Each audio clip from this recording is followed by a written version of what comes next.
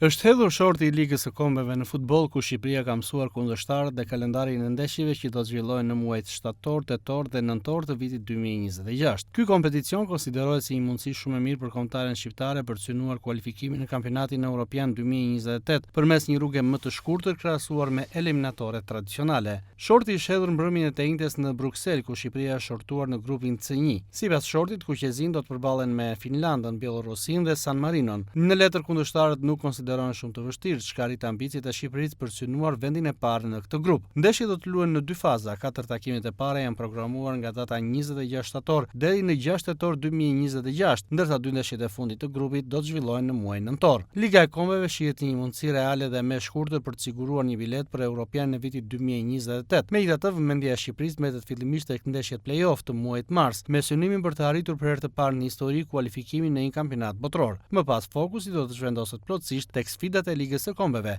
takimet të cilat do të luhen në vjeshtën e vitit 2026.